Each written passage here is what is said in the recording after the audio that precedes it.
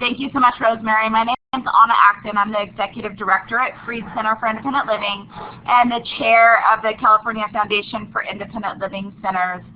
CFILC's mission is to support independent living centers in increasing their capacity to provide services and advocacy to our communities.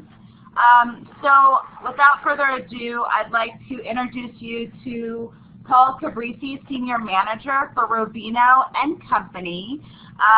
Freed has been working with Paul through development of our indirect cost rate. And so we found his information super helpful. He has years of knowledge and experience with health and human services and with developing indirect cost rates. So we hope that you find his information helpful as well, and I hope that you have lots of good questions for him at the end, and really also contact him even after this webinar. He is available for you for information and technical assistance. So with that, I'd like to thank you, Paul, for your time and welcome you back to part 2. Thank you, Anna. Hope everyone can hear me clearly. We're going to talk today about how to develop indirect rates for nonprofits that have awards. And remembering what I shared for some of you the last time is that accounting is a different world, cost accounting is a different world, and even getting into these federal rates are a different world, subsets within subsets. So I highly encourage you to take this information if accounting is not your world and share it with your finance person if they didn't make it today, or let them listen to the recording, and to encourage you if there's an outside CPA or other firm that does these kinds of things, to talk to them, or you're welcome to talk to me. And here's my contact information. Best way to get a hold of me is email, because a lot of times I'm out of the office. So that's just there. Again, these are the citations of the uniform guidance, but we're going to very little be covering uniform guidance. We're going to try to get into the practical aspects of developing indirect rates. And so we're going to be going over a lot of this material. I'm not going to just repeat this slide, but this is the approach. It's what I'm trying to do is make it as practical as I can, given the people there and the body of knowledge. Again, this is all under the cost principles of Part E of the Uniform Guidance and the allocation methods, Appendix 4, for nonprofits, as most of you are nonprofits. Some of this is identified in the rules, some are not. As I said before, sometimes people think of direct cost as I can bill for it. Hopefully you can, but there are some direct costs that are not billable, so you have to be careful. The government first wants you to allocate or put your costs or identify your costs to the award or project activity first, and then we'll see if you have recovery of those costs. So it's a little bit different. Direct labor, related fringe benefits, material, supplies, equipment, and so forth, and travel. We talked in the last session about direct charging of administrative salaries of personnel. We talked about the direct proration between 2 or more activities. And unfortunately, unallowable costs such as fundraising, public relations, membership costs, and the like, and lobbying, they're treated as a direct cost, which receives its portion of indirect allocation. Some people call indirect rates a lot of different things, and it may be also very frustrating. But overhead is a word we want to steer clear of, because overheads are unique to government contractors under the Federal Acquisition Regulation, FAR.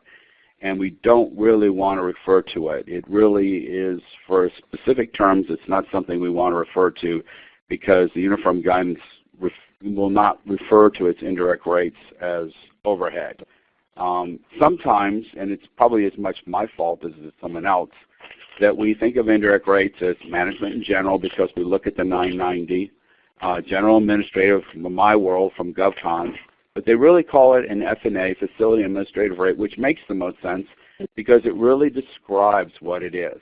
What this slide is saying with all its many, many words is that you got pens and pencils, you got fringe benefits, you got paid time off, you've got health insurance and so forth. How do you allocate it in a simple way to people? And actually fringe rates were made or thought of to simplify things. It may not seem like to you it's a simple way, but in result for the accountants, it saves a lot of time, and it's something that's accepted and could overall, once they're set up properly, can save your accountants a lot of time in processing and allocating costs. So really this is the model. It's just a fraction, and it's that 150 over 1,000, but it's what makes up the 150 and the 1,000. We call the numerator a cost pool, and the denominator an allocation base, and I'll try to stick with numerator and denominator to some degree. But we come up with this rate of 15%, but there's a lot of accounts that go in both, and the government then adds its piece away from cost accounting because there's certain things they think should be in a certain place. Obviously, the larger the denominator, the lower the rate. And we'll talk a little bit about strategy today in trying to lower your rates so that because some of your funders, being states or maybe even institutes of higher education, they're not going to be as flexible, and they're going to set up ceiling rates, and so you want to keep that rate as low as possible, and I understand that. The real world. So let's just start with a fringe rate. And a fringe rate would have many things into it, but we're going to make it simple. We're going to say only pension, medical insurance, and payroll taxes. This is a make-believe. Some of this stuff takes things out because it's for academic purposes, and it just simplifies the discussion. And some people can try to allocate like medical insurance. They'll say, well, we're only a 5-person operation, and Joe over there, he's married and has 4 kids. Well, his costs are going to be higher than Susan, who's a single person, and that's true. And you may want to do that, but when you get to 50 or 100 people, it then becomes a nightmare, and that's where the indirect rates come into being. So you can do internal allocations, or you can do a rate. We're going to talk about fringe as a rate. And basically, fringe benefits, what you saw, the medical insurance, the pension, and all of those costs, they reside in the numerator of the fraction. And they have a relationship to the denominator. And there's a certain kind of relationship, and there's a certain way you can, one's a dependent variable, one's an independent variable. It's kind of like the numerator, all those fringe benefits go up and down based on the denominator, salaries, which is often based on your revenue. Because most of us are not creating widgets, we're doing something that's labor intensive. That's usually the way most nonprofits work. And here you see something very, very simple. Here up at the top, we see pension, medical insurance, payroll tax, and we get a numerator there of 3,500. The denominator is there's 2 jobs, grant A and B, 2,000 and 8,000. And if you did the math, 3,500 over 10,000 is 35%. And so and having a rate is not enough. We got to apply the rate. So we take the 35% and we apply it to 2,000. 35% times 2,000 is 700. 35% times 8,000 is 2,800. And guess what? 700 and 2,800, well, they're right back to 3,500 in the prior slide. As accountants, you better not end up with less or more, or something's not right. So next, we look at the G&A, and we're just talking about something very simplistic. Some people call it a general fund. There are a lot of names for a lot of things, and that's part of the issue here. It's translating it. And so, the general fund is usually executive directors, the finance, the human resources, IT, purchasing, facility management, and some line items. Could be office space, utilities, audits, insurance. And this make-believe example has $150,000 over $1 million base, but 900 of the million is non-federal stuff, and 100,000 is a federal award. Well, obviously, 150 divided by a million is a 15% rate. And this is an example here of what this looks like. And what we're saying is on this $1 million base, there's a piece of pie that came out. And there's 15,000 because 10% of this pie are 15,000. 15% times 100,000 is 15,000.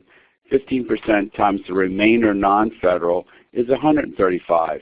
And so what we're saying is we're computing the numerator, and we're showing you there's a piece here that applies to the federal award. And that's how it works. And so if we had 100,000 in direct costs, 15% times 100,000 is 15,000. So in this simple example, the total value of a grant would be $115,000 because we have an indirect. And so there's a total cost definition from the government. The government isn't exactly like cost accounting, but close.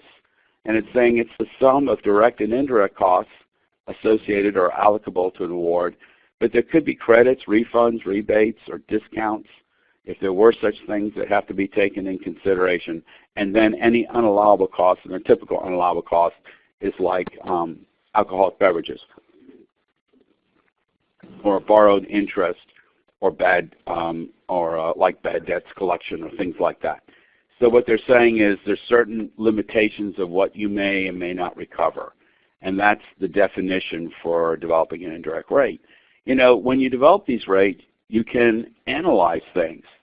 And basically, if you had a fringe rate, this is just make-believe, of 35% and 25% G&A, and put a 1 in front of it and multiply them together, you would get this factor of 1.6875 and say, what's that? But for every dollar spent, what you're saying is, for fringe benefits and my administrative or management and infrastructure, assuming that facility is all in G&A, but let's just simplify it for a moment, we're saying I need 69 cents for every dollar incurred of labor dollars. And that's important for you to understand, because as a nonprofit, you're still a business in a sense. And you can't, you need to be funded, and you need to stay within your capabilities. So sometimes indirect rates actually help you analyze what's going on. And the big question is, as some people have said, is not only what is the ideal rate, but what is the rate that the government is looking for? And you can have a rate as high as 75%, 150%. In a large university, those rates, as some of you might see and complain, are very high, but there's a lot of infrastructure costs. And tenured professors get certain pay and so forth and so on. So their rates may be higher. You can't compare institutions or nonprofits with one another. It's all very, very different. So, we've heard of the combined federal campaign and United Way, and I think somewhere around 15% they say as an indirect rate is a better rate. If you start getting over it plus other factors, they want to know why, or they don't think you're operating efficiently. And some people would say, well, gee, if I have a rate, wouldn't 40% be better because I can recover more? And we'll show you in an example what that really means. And until I can show it to you in numbers, it's hard to explain. But which is better, 1 or 2? And it just depends upon what your function is. Rates are a function of the denominator, what we call the base, the allocation base. And so the larger the base, the larger the denominator, the lower the rate. Foundations also, like state governments and county governments, they often put limitations on rates. Why do they do that? They only have so much money. And so you have to think about that for a second. And so if you're going to develop a rate, you want the biggest denominator to give you the lowest rate. But you might say, well, gee, I'm going to lose some money, and I will show you you won't. But I have to get to that example, which is towards the end. So right now, you'll just have to trust me. Let's also see. Under the federal rules, you will get all of your costs, your numerator, and I will prove it to you. But if you're going to evaluate indirect rates, and this is the key, you evaluate it with yourself, because nobody's going to be just as unique as you are as an individual. So is your nonprofit organization with other nonprofits. There may be similarities, but still not going to be the exact same. Every group is different.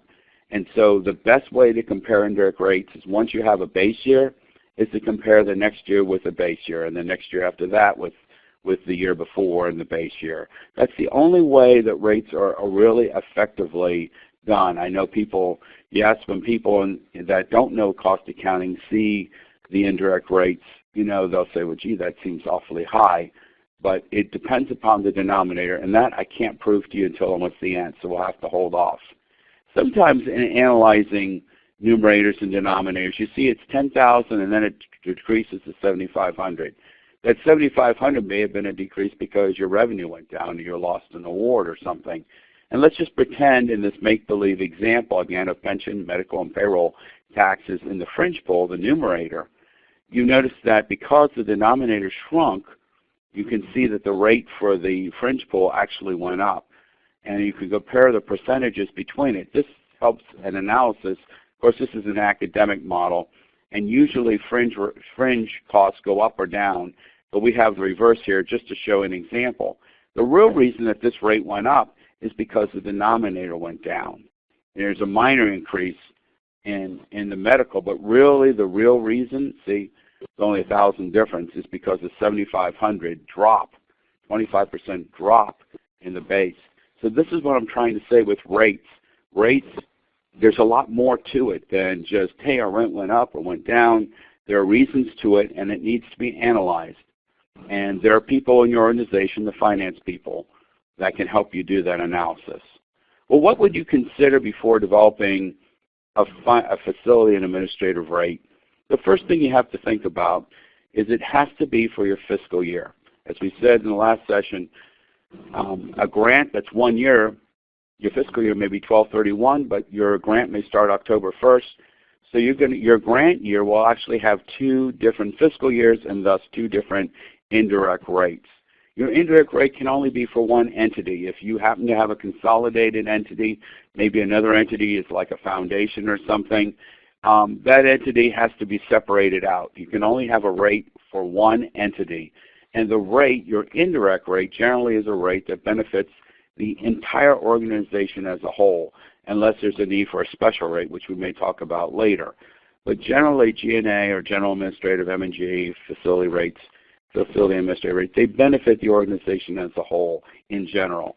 So you have to think of that when you start to design your rates. If I was starting your organization, I would want to ask for a list of items. And you, maybe the first time, would have someone do the same thing. So we start to get into some accounting terminology. A trial balance is just the summary, a control account, the total account for expenses. I mean, there are other accounts, but really our indirect rates are really wrapped around indirect expenses. So I want to know what's my total labor or direct labor costs, my indirect labor costs if you have that broken out. I want to know those expense accounts total for the year, which we call a trial balance. And I'll need probably last year's rates because HHS only wants to see historical information. Most agencies are like that. You can do an estimated rate, but they want to see historical. So for an organization at a 12/31, December 31st year end, it may take 4, 5, 6 months before their audit's done, and if they have an A133 or now single audit done. So we have to wait for that audit to be done, because if there's any changes in your accounts, then that must be reflected before you start to develop your indirect rate, what we call post-audit trial balance, or summary accounts in the expense area. Another thing is we want to look at the chart of accounts. We'll look at the audited statements because, again, HHS is going to say whatever is in your statement of functional expense or your statement of activities, that total, and say it's $1 million, that $1 million has got to be at least the starting point for your indirect rate proposal of all your expenses. If the two don't agree, there needs to be a reconciliation or whatever, but that's where it starts. That's where the rubber hits the road, and that's why you'll need accountants to help you, because they talk the accounting talk and speak, and they can do those kinds of reconciliations. And we'll show you what a statement of functional expense is. If you haven't seen one, it's not complicated, and when you see it, it would certainly make a lot of sense. And HHS asks for a statement of functional expense. So if it's one of the supplemental schedules, usually in an audit, if it's not there, it's something you're going to need your auditors to prepare for you. Actually, you prepare for the auditors and they review it, but that's what needs to be done. You have an annual budget. We'll talk about grant documents, and even if you had a prior NICRA some day ago, which in some of you, because you're switching from a cost allocation plan, you wouldn't have. So if we're going to do an indirect rate, trial balance again being the summary of the expense accounts, then we need historical data for a 12-month period. That's generally how we do it. That's why it's kind of an older period, even though you almost are about ready to hit maybe fiscal year 17, but to start with very soon. you have this old audit, but you haven't finished 16, you haven't done the audit, you haven't finished everything. The government likes the full year that's historical, that's reconciled to an audit. So it's a little bit lagging, if you understand what I mean. You could do a predetermined rate, and you could base it on a hybrid of 6 or 9 months of data actual with what's remaining in your budget if you wanted to do that. So that's called more of a predetermined. And I'm sure HHS would probably entertain it. I haven't seen much of that. I've done some for an NSF, National Science Foundation, but that is a road to go. Now you're looking at your chart of accounts. You know, if you're a $20 or $50 million entity, you have what we call like a matrix accounts, where you'll have one general ledger account for like salaries, maybe 5,000 or 6,000, and then think of it as a row. And then you may have columns that define whether it's a direct activity, an indirect activity, or some other activity. A lot of people in small organizations, they use general ledger accounts to kind of segregate costs, and we'll look at a simple example of that. And so everybody has a different structure. But as you develop your indirect rates, it may be a time, if you're a smaller entity, to look at our chart of accounts and say, is it a little unwieldy? Do I need it this way? Is there a different way I can organize my chart of accounts? And that's something the accounting, the chief financial person is going to work with management to talk about, because if it's simplified, you actually will do your accounting processes a lot simpler. We want to standardize for consistency. If you developed a new rate, it's the basis of a new accounting system, and hopefully it's designed to work with your budget system. And it's kind of like, if you think about the reports that spit out of it, it's kind of like pages in a chapter in a book. So your summary when your report should be high level and show all the programs, and then each program might be on a separate page, and so forth and so on. And if you had an administrative group, they would be on a separate page. The more organized, the more orderly your presentation is, the end result, the more management's going to understand it, your board, and everyone's going to be a lot happier. There are outside forces that impact nonprofits. The IRS has a statement of functional expense, so does GAAP. And there are two major rate models. Of course, we're going to focus on HHS. They have their own rate model, and we're going to take a quick peek at it at the very end so you get a sense of what HHS does. And as I said before, HHS has some of the smartest people. It is the largest, they call it now Cost Allocation Services, used to be called Division of Cost Allocation. And they've got lots of people, 5 regions, and they're there to negotiate your rate. In fact, they call the people that do it, I think, a negotiator, which is interesting. Now this is a very important diagram because this is the GAAP, the Generally Accepted Accounting Principles statement of functional expense. Okay? And this is, sometimes people have this document in their package, especially if they got an A133 audit. It tends to be in there. If it isn't, it's something you're going to need with HHS because this is what they want to reconcile to. So you can see there could be program A, B, and C, and these are total program costs. Under the Uniform Guidance fundraising, membership, lobbying, promotion, membership, I got them all, PR, public relations, they all get under the direct area. They're treated like a program or a functional area. And so total programs really needs to be total direct, and which fundraising is over on this side. So then your M&G, your indirect, whatever you want to call it, it's applied to the total of this amount. Effectively, that's what happens. And I'm making it simplified. And discussing the next slide, which I know talks about budgeting, if you think about it, if you could apply, let's say it's just 10%, and you applied it to all these different programs, well, this column would disappear. And you would have at the bottom, below total expenses, you would have a line for indirect costs. And below that, you'd have a subtotal of total costs. And if you put your revenues by program and your total costs, direct and indirect, you would have a surplus or a deficit. And you begin to analyze, is one program leaving us with a residual, or is there a deficit and we need to find money for the deficit? And of course, nonprofits have the permission to run certain programs at a loss.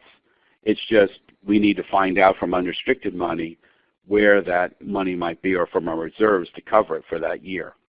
And we've already covered this, so I'm going to move on.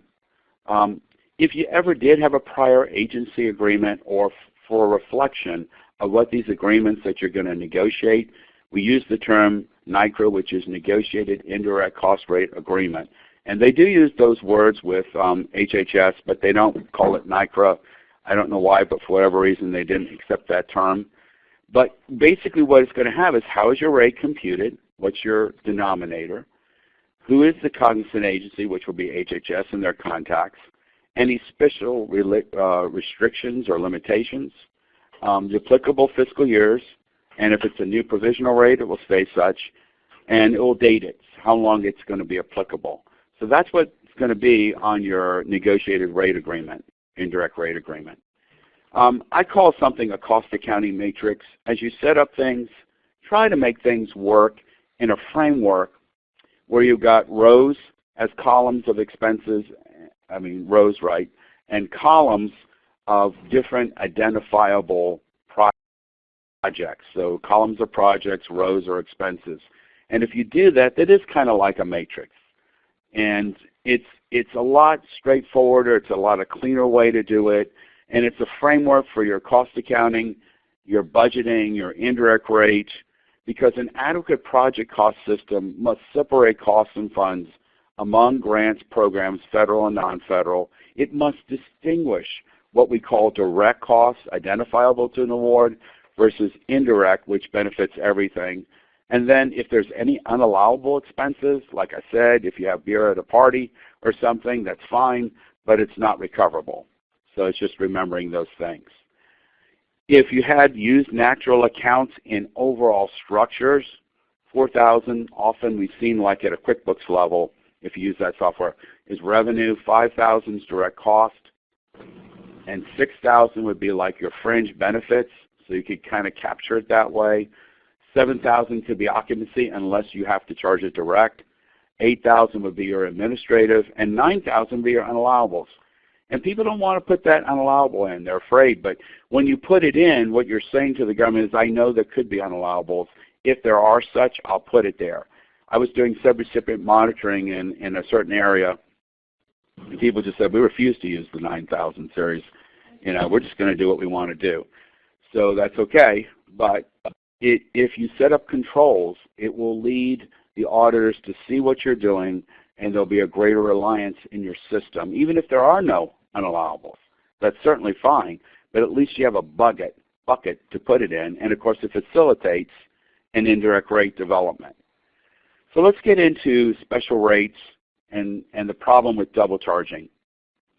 And special rates is another kind of rate, and this may work for you, and maybe this whole process may get a little confusing, and I'll try to go slow. But what they're saying is, if you have a rate that benefits all functions, the administrative piece may vary by function, but often what happens, the facility varies. For example, you may have in one center, facility is a part of your admin costs, and in another facility completely you have a grant to cover that, but only in that facility, not in your main facility. And so there becomes problems with different levels of facility costs that's in the indirect or not in the indirect. And there needs to be, well, if it's direct, it's always direct. If it's indirect, it's always indirect.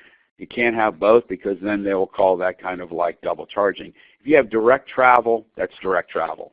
If you have indirect travel, that's for the G&A purposes, right?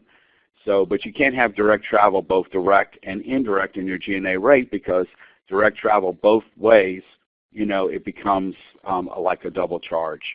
And so it is, I'll tell you, even as a cost accountant myself, some of this stuff becomes confusing. I'll be honest with you that in many ways when I talk with people, you can argue things two different ways. But they want you to, in the HHS thing, we will not go over it, they have a text document. And some groups call that like a cost policy statement. It's not a very long description, but they want you to describe how you're allocating costs, direct and indirect, so that there's consistency and they can kind of rely on it from year to year. And then if you need to make changes, you make changes. And so it's a cost policy statement. more fancier terms is what you have, what you call a cost allocation plan, which is often identified for state and local tribal units of government. It's not usually for smaller nonprofits, but you're in a different world, and you're going to go to the NICRA world. Okay.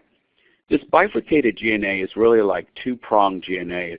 It's a G&A where basically the admin cost is the same for these two different segments. Say we have two different sites.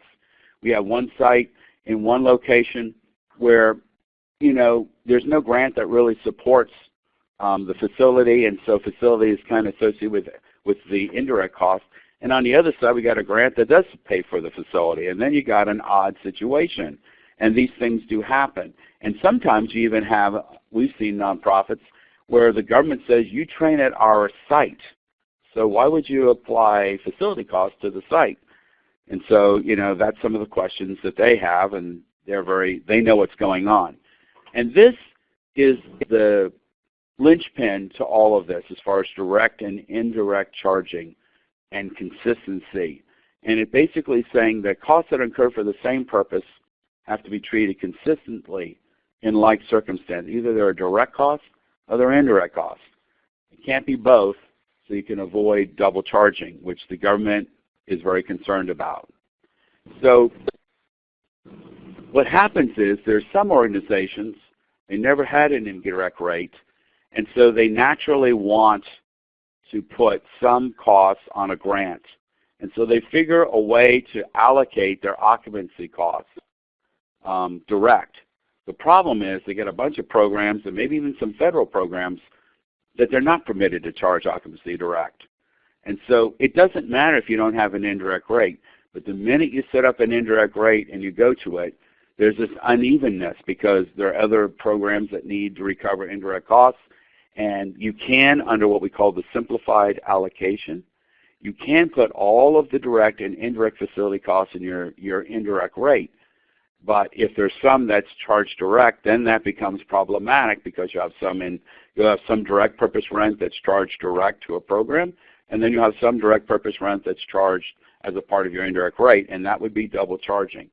What we try to do as a firm is we try to parse these things out before we even start. Sometimes it gets more complicated, and we just have to go through the process and help the people. Some people don't want to get a NICRA. Some of you here today, as we talked about in the first session, you might say, I don't want to deal with this. I just want a 10%. I'll have my accountant figure out what the modified total direct cost base means, and I'll apply 10%, and that's it. It's not worth it to go beyond it. And I don't blame you. This is a little bit of a complicated world. Some people will say, my real indirect rates is going to be higher than 10%, and I need to go through this process no matter how complex, no matter what the requirements are. And this is the problem some people have, is the first time they develop a NICRA or an indirect rate or negotiated indirect cost rate agreement. It's the first time they develop that indirect rate. The purple below says, yeah, I got rent to be applied to a certain grant. Yoo-hoo, good for me. But then I get a bunch of programs where there's no rent that supports anything, but I don't have an indirect rate. Now you're developing an indirect rate, you're saying, can I take the other direct purpose rent that's not on a program, and can I put it in my indirect rate? And obviously the answer is no. So how do you get around that? And I have a simplistic, at least showing you the approach. In reality, it's a little bit more complicated than that, but I'll go through it. Say you have an administrative rate and it's 10%, and the facility part is 5%. And remember, we call that an F&A rate, facility and administration, assuming, in this scenario, it's a little bit different than your situation. So 1% of facility costs applies to indirect personnel. Indirect people have a right to sit in an office just like the direct people.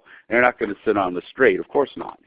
And so basically, that is a different purposed cost because indirect personnel, such as let's just pretend for a second, you have an accountant and the accountant's going to do 100% indirect, just in this scenario.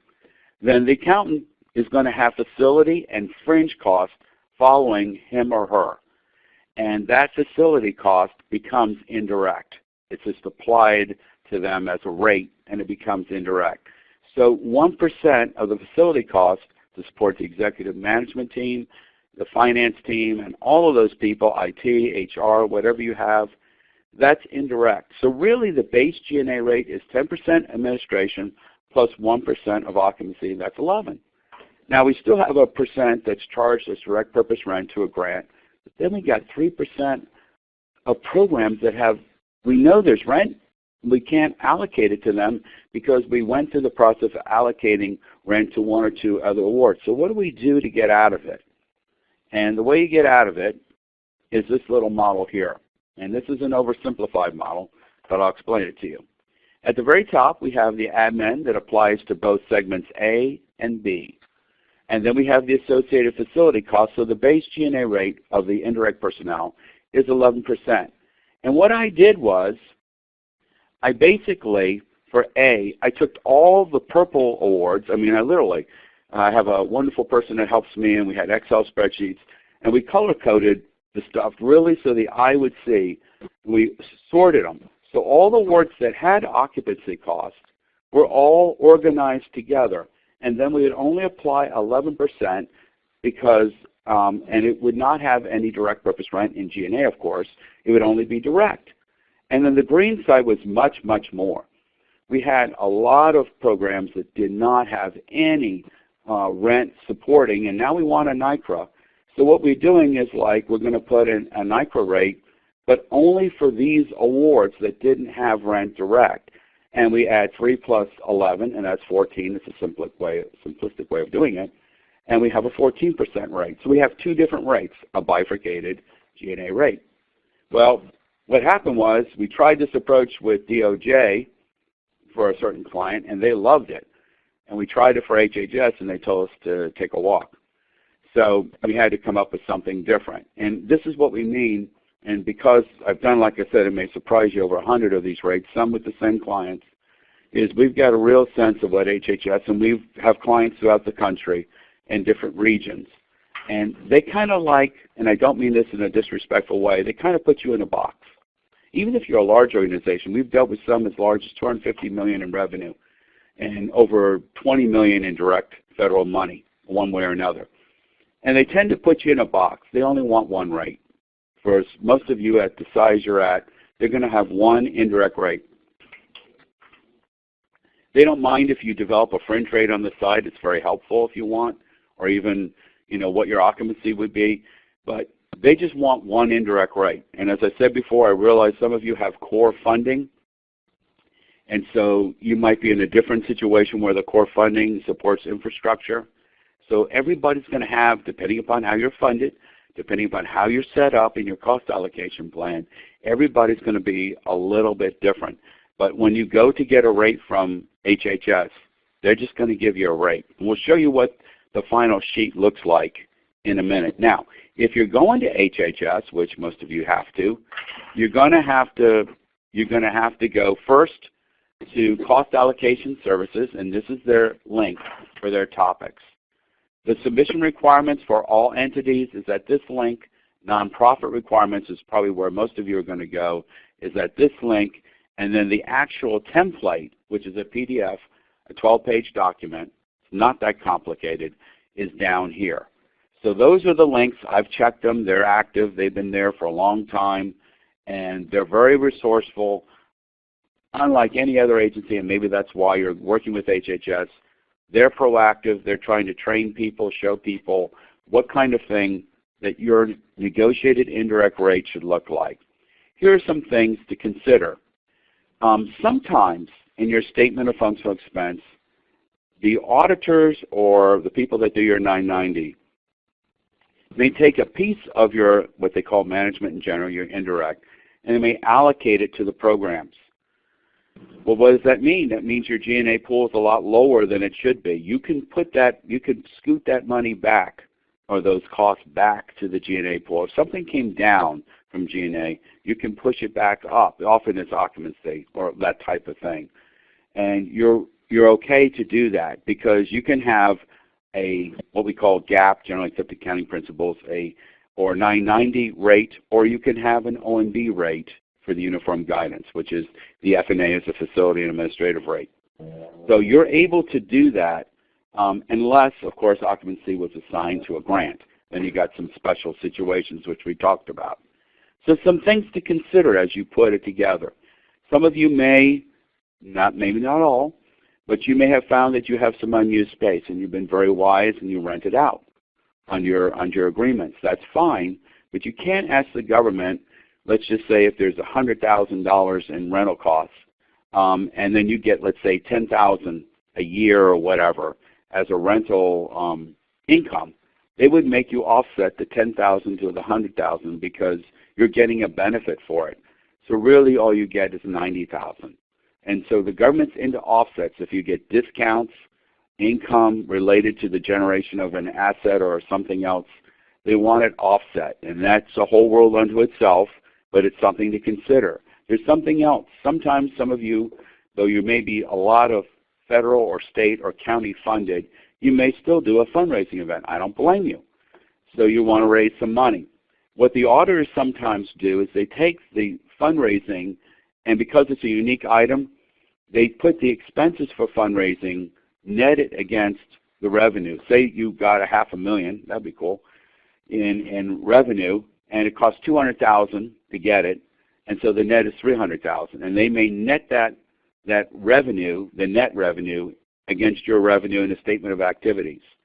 You have to, in a footnote, you usually will say, well, there's $300,000 in fundraising. You got to take that $300,000 in fundraising expense, and you got to treat it as a direct expense. So it may sound confusing. The accountant types will understand exactly where I'm going on this, but it's something to think about. And then we talked about HHS not permitting a special rate unless you get an act of Congress. Maybe they would. DOJ did, as I said before. So we're going to talk a little bit about, I think in the next one, yeah, it's a schedule here, is about this little model here. And this is a small organization. It's really sad. They do a great work, and they were folded under another organization, so they don't even exist anymore, but I blotted out their name, and they're in the Washington, D.C. area. And you can see this is a simplified statement of functional expense that was audited. They show program, which is direct. Fundraising is also considered direct, so those two would actually go together. And then admin, and then they compare it to the total of 9. And notice there are line items, salaries and benefits, and then non-labor.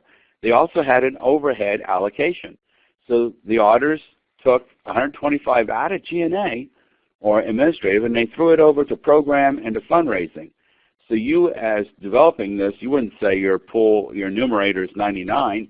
You would say 1,000. You would say it's about 225,000.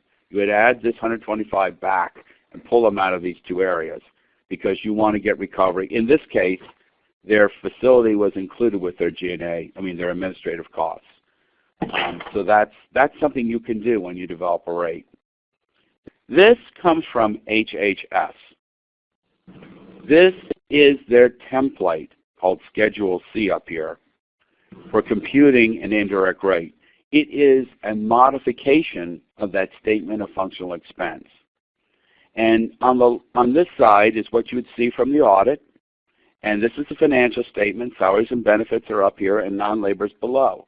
This is also similar format to what you would see on your 990. And they would break out program, management, general, and fundraising.